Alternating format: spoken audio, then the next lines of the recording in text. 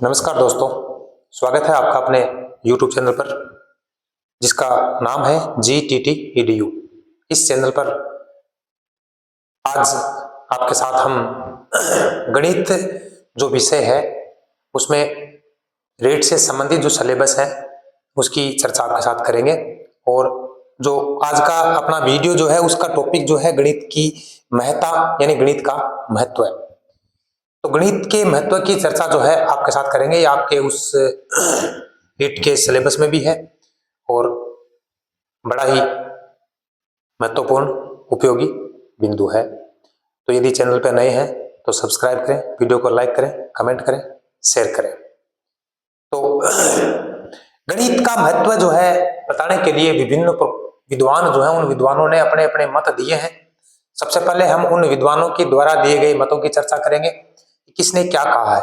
और मेरे विचार से विद्वानों के द्वारा कही गई इनके महत्व के संबंध में जो बातें हैं वो आपसे पूछी जाएंगी और पूछा जाएगा कि ये किसने कहा।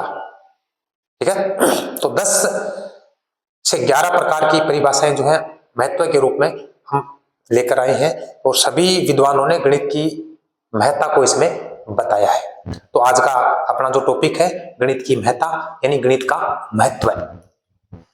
गणित की महत्ता, गणित का महत्व, ये अपना टॉपिक है जिसकी चर्चा हम आपके साथ आज करने वाले हैं। देखो, गणित के महत्व, इसकी उपयोगिता, इसके इंपॉर्टेंस को बताने के लिए विभिन्न विद्वानों ने अपने अपने मत दिए हैं। तो उस मत के बारे में चर्चा करते हैं। तो पहला मत जो लिया है गैलीलियो। गैलीलियो एक विद्वान थे, आपको पता है साइंस में इनका बड़ा योगदान है। क्या योगदान था इनका आप बता सकते हो कमेंट में। देखो क्या कहते हैं महत्व के रूप में, गणित वह भाषा है जिससे ईश्वर ने ब्रह्मांड को रचा है। देखो कितनी बड़ी बात कही है कि गणित वह भाषा है जिसके द्वारा ऊपर वाले ने ब्रह्मांड की रचना की है। इसका मतलब ब्रह्मांड की रचना करने में गणित की कितनी बड़ी इंपॉर्टेंस मानी है इन्होंने। ठीक है, तो महत्व की बात बता रहे हैं ना गणित की, कि गणित वह भाषा है जिससे ईश्वर ने ब्रह्मांड की रचना की है। ये किसने कहा है कमेंट में बताओ। इसके बाद है रोजर बेंकन। कौन है? रोजर बेंकन है। ये क्या कहते हैं, गणित सभी विषयों का प्रवेश द्वार एवं कुंजी है। गणित सभी विषयों का प्रवेश द्वार व कुंजी है। आप कहीं भी पढ़ रहे हो तो आपको केवल इतनी ये लाइन मिलेगी कि गणित सभी विषयों का प्रवेश द्वार है व कुंजी है। ये कथन किसका है ये मिलेगा। आगे देखो क्या कहते हैं ये, गणित के प्रति लापरवाही सभी प्रकार के ज्ञान के लिए हानिकारक है। जो गणित से अनभिज्ञ हैं, मतलब गणित को नहीं जानते हैं, वह अन्य विज्ञानों को नहीं समझ सकता। देखो इस परिभाषा की हम चर्चा आपके साथ वापस करते हैं। गणित सभी विषयों का प्रवेश द्वार व कुंजी है। प्रवेश द्वार मतलब आपको किसी भी विज्ञान के अंदर जाना है, किसी भी विषय में जाना है, यहाँ बात विज्ञान की है, तो किसी भी विज्ञान के अंदर आपको जाना है तो प्रवेश द्वार कौन है, किससे प्रवेश करना पड़ेगा? गणित से। मतलब गणित सबसे पहले आएगी। यदि गणित नहीं आ रही तो आप आगे नहीं जा सकते क्योंकि दरवाजे से जाना पड़ेगा ना। कुंजी है, कुंजी का मतलब की है, की का मतलब चाबी है।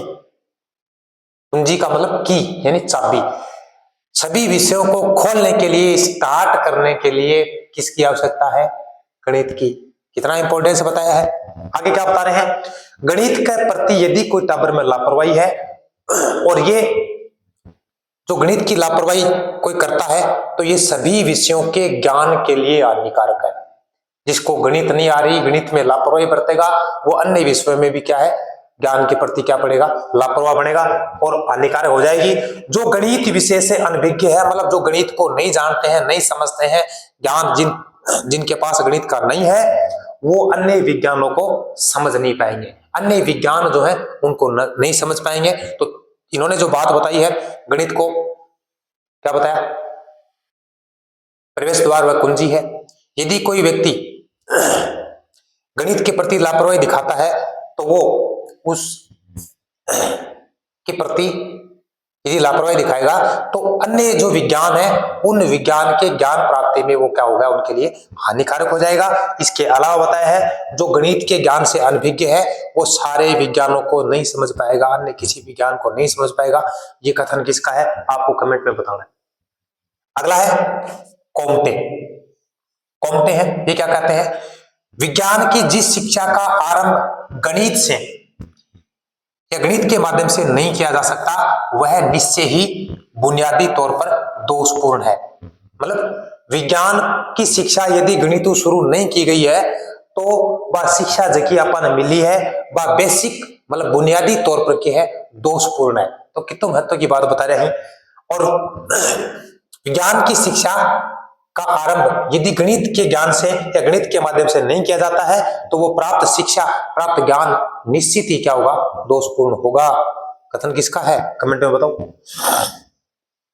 ठीक है, अब चर्चा करते हैं नंबर 4, सीवी भीम संकरण। सीवी भीम संकरण की परिभाषा है, गणित के महत्व के संबंध में है। ये गणित के महत्व के संबंध में परिभाषा है भाई सारी की सारी। गणित मानव के चिंतन की देन है। देखो ये इतना भी पूछा जा सकता है, गणित मानव के चिंतन की देन है, कथन किसका है। आगे कहते हैं जिसका अनुभवों से कोई संबंध नहीं है। मतलब गणित जो है वो अनुभव से संबंधित नहीं होती, गणित जो है वो अनुभव से संबंधित नहीं है। इसमें क्या होते हैं, स्वयं सिद्धता इसका क्या है, आधार है। मतलब अपने आप को गणित क्या करती है, सिद्ध करती है और ये इसका क्या है, आधार है। जिसके द्वारा मतलब स्वयं सिद्धता के द्वारा सुसंबद्ध बौद्धिक तार्किक चिंतन का विकास होता है। मतलब अपने आप को सिद्ध करने के कारण सुसंबद्ध और बौद्धिक तार्किक चिंतन का क्या होगा भाई साहब, विकास होगा। ठीक है, जो ब्रह्मांड के नियमों की जानकारी प्राप्त करने में क्या करती है, मदद करती है। ये परिभाषा किसकी है, सीवी भीम संकरण की। एक बार वापस पढ़ के सुनाते हैं आपको। गणित मानव के चिंतन की देन है, मतलब गणित मानव की चिंतन की देन है, चिंतन मनन की देन है, जिसका अनुभव से कोई संबंध नहीं है। मतलब गणित अनुभव से संबंधित नहीं है, क्या किससे संबंधित है, फिर स्वयं सिद्ध सिद्धांतों से अपने आप को सिद्ध करती है। और अपने आप को सिद्ध करने का जो कार्य है वो इसका क्या बन जाता है, आधार बन जाता है। और जिसके द्वारा क्या होगा, सुसंबद्ध बौद्धिक तार्किक चिंतन का क्या होगा, विकास होगा। और ब्रह्मांड के नियमों की जानकारी प्राप्त करने में गणित क्या करती है, मदद करती है। ये कथन किसका है बताओ कमेंट में। आगे चलते हैं, प्लेटो। प्लेटो क्या कहते हैं, ज्यामिति से अनभिज्ञ व्यक्ति के लिए प्रवेश निषेध है। मतलब जो आदमी ज्यामिति अनभिज्ञ है, ज्यामिति की जानकारी जिस व्यक्ति को नहीं है उसके लिए विज्ञान में प्रवेश क्या है, निषेध है, नहीं कर सकता, विज्ञान में प्रवेश नहीं कर सकता। ये परिभाषा ये भी मोस्ट है भाई, ज्यामिति से अनभिज्ञ व्यक्ति के लिए विज्ञान में प्रवेश क्या है, निषेध है। ये कथन किसका है बताओ कमेंट में। अब अगला है पियर्स। ये क्या कहते हैं, गणित एक विज्ञान है जिसकी सहायता से आवश्यक निष्कर्ष निकाले जाते हैं। गणित एक क्या है, विज्ञान है जिसकी सहायता से आवश्यक मतलब जरूरी निष्कर्ष सारांश जो है वो निकाले जाते हैं और हम निकाल पाते हैं। ये कथन किसका है बताओ कमेंट में। इसके बाद है होंगबेन। होंगबेन ये क्या कहते हैं, गणित संस्कृति वह सभ्यता का क्या है, दर्पण है। मोस्ट भी है ये भी, हालांकि सारी मोस्ट है ये परिभाषाएं। गणित सभ्यता व संस्कृति का क्या है, दर्पण है। मतलब आपको किसी देश की संस्कृति सभ्यता को देखना है तो किसको देख ले, इसको देख ले, उस देश की गणित को देख ले। और गणित देखो दर्पण में आप सामने जाओगे तो आप दिखाई दे जाओगे ना क्या है क्या नहीं है। तो गणित जो है वो किसी देश की सभ्यता व संस्कृति क्या माना गया, दर्पण माना गया। और किसके द्वारा माना गया था, कथन किसका है कमेंट में बताओ। इसके बाद है आइंस्टीन। आइंस्टीन ये कौन थे भाई, आप बता सकते हो इसके बारे में। गणित क्या है, यह उस मानव चिंतन का प्रतिफल है। मतलब मानव के द्वारा किया गया चिंतन जो है उसका रिजल्ट है, परिणाम है, जो अनुभवों से स्वतंत्र है। इसका मतलब क्या हो गया, ये भी कह रहे थे ना अनुभव से कोई संबंध नहीं है, ये भी क्या कर रहे हैं अनुभव से, क्योंकि गणित अनुभव से नहीं आएगी कि मेरे को अनुभव है, अनुभव से नहीं आएगा, सामाजिक विज्ञान नहीं है। जो अनुभवों से स्वतंत्र है तथा सत्य के अनुरूप है। सत्य का मतलब क्या होता है? अपने आप सत्य बात जो इसके अंदर है वो सारी की सारी ट्रू है, आपसे एक सार्वभौमिक है, कहीं भी चले जाओ, ठीक है। तो गणित क्या है? यह उस मानव चिंतन का प्रतिफल है जो अनुभवों से स्वतंत्र है तथा सत्य के क्या है? अनुरूप है। ये कथन किसका है? कमेंट में बताओ। इसके बाद है जोल्टन डाइन्स। जोल्टन डाइन्स का कथन क्या है? नवीन गणित में भविष्य की समस्याओं को हल करने की क्षमता है। मतलब नई जो गणित है, आधुनिक जो गणित चल रही है, उस गणित में भविष्य की समस्याओं को हल करने की क्या है? ताकत है। हमें ऐसे व्यक्तियों की आवश्यकता। अब इससे पहले बात करते हैं भावी युग जो आएगा ना, भावी युग, अभी जो युग आने वाला है उसमें भावी युग जो होगा, उस भावी युग में आपको पता है कंप्यूटर का इस्तेमाल सबसे अधिक होगा। तो भावी युग जो है वो कंप्यूटरों के क्या होगा? अधीन होगा। मतलब कंप्यूटर उसको चुंगल में ले लेंगे। इसलिए हमें ऐसे व्यक्तियों की आवश्यकता है जो इसके लिए एक विशिष्ट कार्य कर सकते हैं। इसलिए हमें ऐसे विशिष्ट कार्यों मतलब कार्यों के लिए ऐसे विशिष्ट व्यक्तियों की आवश्यकता है जो इस कार्य का कर सके, पूरा कर सके। और वो क्या है? चिंतन। वो क्या है? वो काम क्या है? चिंतन का काम। तो वो काम किससे होगा? एकमात्र गणित से। नवीन गणित में भविष्य की समस्याओं को हल करने की क्षमता है। ये बात सारी बात पे भारी पड़ रही है। मतलब नई जो गणित है, सारी जो समस्याएं हैं उस समस्याओं को दूर करने की क्षमता रखती है, ताकत रखती है। और ये क्या करें कि आगे आने वाला युग जो है ना वो कंप्यूटरों के अधीन होगा और हमें ऐसे व्यक्तियों की आवश्यकता महसूस होगी जो इस विशिष्ट कार्य को पूरा कर सकते हैं, अर्थात चिंतन कर सकते हैं। तो ये काम कौन कर रहा है? नवीन गणित में भविष्य की समस्याओं को हल करने की क्षमता है। तो नवीन गणित को सीखना, चिंतन आ जाएगा, चिंतन से इस समस्या से क्या हो जाएगा? निजात मिल जाएगा। ये कथन किसका है? कमेंट में उत्तर बताओ। आगे चलते हैं। यंग महोदय, यंग क्या कहते हैं? यदि विज्ञान का आधार स्तंभ, यदि विज्ञान का आधार स्तंभ, देखो गणित विज्ञान का आधार स्तंभ है, ये किसने कहा? ये भी पूछा जा सकता है। बताओ, यंग महोदय ने कहा है यदि विज्ञान का आधार स्तंभ गणित हटा दिया जाए तो संपूर्ण सभ्यता निसंदेह क्या हो जाएगी? नष्ट हो जाएगी। यदि गणित को विज्ञान से हटा दिया जाए जो कि आधार स्तंभ है, तो सारी की सारी जो सभ्यता है, संस्कृति है, वो निसंदेह है, मतलब बिना किसी संकोच के क्या हो जाएगी? नष्ट हो जाएगी। ये कथन किसका है? कमेंट में बताओ। और एक परिभाषा और है जो बहुत पुरानी परिभाषा है, तो चलो ये भी पढ़ लेते हैं आपके साथ। गणित की उन्नति के साथ देश की उन्नति का घनिष्ठ संबंध है। मतलब क्या हो गया कि देश की उन्नति है और गणित की उन्नति है, दोनों में क्या है? संबंध है। यदि गणित की उन्नति होगी, देश की उन्नति होगी, और देश की उन्नति हो रही है, इसका मतलब गणित की उन्नति हुई है। ये कथन किसका है? ये था नेपोलियन का। किसका कथन है? नेपोलियन। ठीक है भाई। तो परिभाषाएं महत्ता के रूप में कितनी आपके सामने आई है? 11 आई है। ये 11 परिभाषाओं को आप अच्छी तरह से समझें, अच्छी तरह से अपनी नोटबुक में उतारें, लिखें, पढ़ें और कौन सी परिभाषा में क्या बात महत्वपूर्ण है और किसके द्वारा कौन सी परिभाषा दी गई है, आप कमेंट में जरूर लिखें, इनको उतारें। चलते हैं आगे।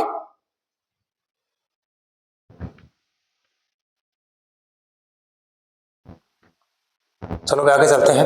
गणित की महत्व के बिंदुओं की चर्चा हम कर रहे थे। गणित की महत्ता इसमें हम अब पढ़ेंगे वो तो परिभाषाएं जो थी उसके हिसाब से हमने महत्व देखा था कि किस प्रकार से विद्वानों ने गणित के महत्व को प्रकाशित किया है, बताया है किस प्रकार से वो महत्व की चीज है। अब बात करते हैं प्राथमिक स्तर पर गणित के शिक्षण के उद्देश्य क्या है, उद्देश्य नहीं महत्व क्या है, किस प्रकार से ये प्राथमिक स्तर पर इंपॉर्टेंट है, महत्वपूर्ण है। तो चलो पहला बिंदु है गणित का दैनिक जीवन में महत्व है। दैनिक जीवन में, दैनिक जीवन मतलब रोजमर्रा के चीज में आप जैसे एग्जांपल ये मान लो कि दूध लाते हैं, कितना ले, कितने लीटर है, कितनी रोटी खाएंगे, क्या करना क्या नहीं करना, मतलब पूरे दिन में हम गणित को किसी न किसी रूप में काम में लेंगे। और कौन सी गणित काम में लेते हैं? तो प्राथमिक स्तर की जो गणित होती है, प्राथमिक स्तर की जो गणित है, उस गणित को ही सबसे ज्यादा दैनिक जीवन में काम में लिया जाता है। तो ये महत्वपूर्ण हो गई ना कि प्राथमिक स्तर में जीवन, दैनिक जीवन में जो क्रियाएं हम करते हैं वो वहां पर ये महत्वपूर्ण है। नंबर 2 है भाव प्रकाशन में। भाव प्रकाशन का मतलब मनोभाव, मनोभावों के प्रकाशन में। देखो प्राथमिक स्तर में बच्चा छोटा होता है और जैसे ही बच्चा अपना चलना फिरना शुरू कर देता है तो उसकी कुछ चीजों के बारे में जानकारी प्राप्त करने की इच्छाएं बढ़ती जाती हैं और वो कम ज्यादा है ना चीज, मेरे को ये दो वो दो ऐसा दो वैसा दो, कम दो ज्यादा दिए, इस प्रकार से वो अपना जो भाव है वो व्यक्त करने का प्रयास करता है और ये भाव व्यक्त करने का काम किसमें है, गणित में ही है। ठीक है, तो भाव प्रकाशन में सहयोग करती है गणित, ये भी फायदा है। मानसिक बौद्धिक विकास, देखो गणित की क्रियाएं जो होती हैं वो आपके तर्क शक्ति को विकसित करती हैं जिससे आपकी बुद्धि, क्योंकि गणित चिंतन पर आधारित है, स्वयं सिद्ध सिद्धांतों पर आधारित है, अपने आप को सिद्ध करती है और चिंतन इसमें करना पड़ेगा। और जैसे ही आप चिंतन करते हो तो आपकी मानसिक बौद्धिक विकास क्या होगा, बढ़ेगा, मतलब मानसिक और बौद्धिक क्या होगा, विकास होगा चिंतन से, क्योंकि गणित में क्या करना पड़ता है, चिंतन करना पड़ता है। इसके बाद है चारित्रिक विकास, देखो गणित चरित्र का निर्माण कैसे करती है, चरित्र को कैसे बनाती है या चरित्र का विकास कैसे करती है। देखो चरित्र का निर्माण होता है बुनियादी अच्छी आदतों से, बुनियादी अच्छी आदतों से चरित्र का क्या होता है, निर्माण होता है, जिसके अंदर सत्य असत्य में फर्क करना आना चाहिए, सत्य सही है या गलत है, तो ये काम गणित में नहीं आता क्या, कथन सत्य है नहीं है, ये बात सही है कि नहीं है, ये उत्तर गलत है कि सही है, तो ये पता चलता है। तो गणित में ये सारी बातें इसके अंदर आती हैं, सत्य असत्य में भेद करना, स्पष्ट कथन, स्पष्ट कथन, तो स्पष्ट कथन स्पष्ट वक्ता बनेगा, स्पष्ट बोलने वाला बोलेगा। ईमानदारी, तो गणित में ईमानदारी बरतनी पड़ेगी ना, 4 के स्थान पर 4 लेना पड़ेगा, 3 थोड़ी ले लोगे, वही लेने पड़ेगा ना, तो ईमानदारी बरतनी पड़ेगी। तो इससे क्या होगा, ईमानदारी आएगी, साथ में क्या आएगा, क्योंकि इसका कार्य क्या होता है, व्यवस्थित होता है, जिससे आप अनुशासन बच्चे के अंदर आएगा। और गणित नियमितता प्रदान करती है, नियमितता और विधिवत्ता, मतलब कार्य को किसी विधि के द्वारा करना चाहिए, निश्चितता प्रदान करती है गणित, और आत्मनिर्भर बनाने का प्रयास करती है, क्योंकि सवाल खुद को निकालना पड़ता है और परिणाम जो आता है वो शुद्ध आता है। तो ये सारी की सारी चीजें गणित के द्वारा एक बच्चे के अंदर क्या हो सकती हैं, डेवलप हो सकती हैं, और ये सारी की सारी चीजें जो हैं चरित्र के विकास में सहयोग करती हैं। इसलिए क्या कहा जाता है, गणित क्या करती है, चरित्र का विकास करने में क्या है, सहायक है। तो गणित चरित्र के विकास करने में सहायक कैसे है, आप कमेंट में बताना। अवकाश का सदुपयोग, अवकाश का मतलब होता है थाला बैठा, खाली बैठे हैं, कोई काम नहीं है, तो क्या कर सकते हो आप, गणित के सवाल निकाल सकते हो। इससे क्या होगा, 2 फायदे हैं, आपके चिंतन, आपकी तर्क शक्ति, आपकी बौद्धिक विकास, आपका मानसिक विकास होगा, साथ में थाला कौन बैठे रहो, तो ये भी है। इसके बाद कहा जाता है विज्ञान की आत्मा, ये मोस्ट है भाई, विज्ञान की आत्मा, विज्ञान की आत्मा माना जाता है। देखो गणित को व्यापार का प्राण माना जाता है, गणित को व्यापार का प्राण माना जाएगा, और विज्ञान का क्या माना जाता है, जन्मदाता माना जाता है गणित को, कि विज्ञान को जन्म देने वाली कौन है, गणित है, और व्यापार के प्राण कौन है, मोस्ट है भाई, बड़ी इंपॉर्टेंट है।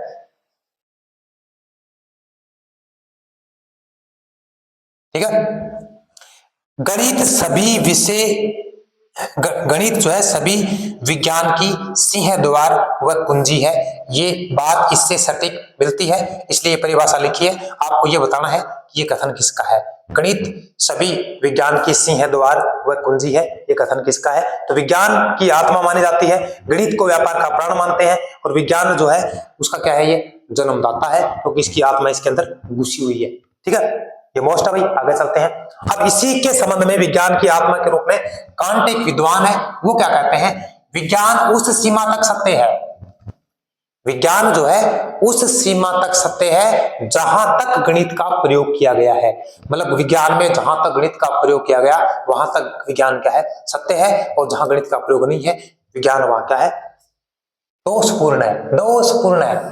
ठीक है, तो ये इस आत्मा से संबंधित है। अब है अन्य विषयों की शिक्षा में सहायक, मतलब गणित जो है अकेला अपने आप को तो क्या करता है, तैयार करता ही करता है, इसके अलावा यदि आपको गणित की समझ है तो क्या करेगा गणित, अन्य जो विषय आपके हैं जिसको आपको पढ़ना है उसमें भी क्या करती है गणित, आपका सहयोग करती है। कौन कौन से विषय हैं, हमने कुछ छांट के लिखे हैं, और भी विषय इसके अलावा भी बचे हुए हैं, जैसे भूगोल है, गणित में गणित का यूज होता है ना इसमें, वाणिज्य में, अर्थशास्त्र में भी होता है, भौतिक शास्त्र में होता है, रसायन शास्त्र में भी होता है, जीव विज्ञान में भी होता है, समाज शास्त्र में भी होता है, मनोविज्ञान में भी होता है, कृषि में भी होता है, ज्योतिष शास्त्र में भी होता है, भूगर्भ शास्त्र में भी होता है, और नक्षत्र विज्ञान में भी होता है, तर्क शास्त्र में होता है, और अन्य भी विषय बहुत सारे और हैं जिनमें क्या करता है, गणित का योगदान है। गणित क्या करता है, इनको सीखने में आपका सहयोग करता है। ठीक है, ये हो गया नंबर 7। नंबर 8, भौतिक सभ्यता की रीढ़ की हड्डी।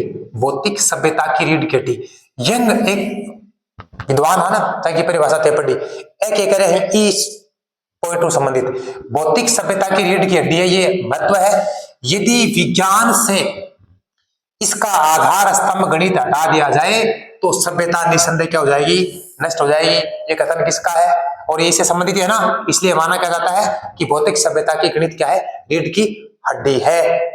और परिभाषा किसकी साइड की जाती है, यंग की। यदि विज्ञान से आप इसका आधार स्तंभ गणित को हटा दें तो सभ्यता क्या बन जाएगी, निसंदेह खत्म हो जाएगी। नंबर 8।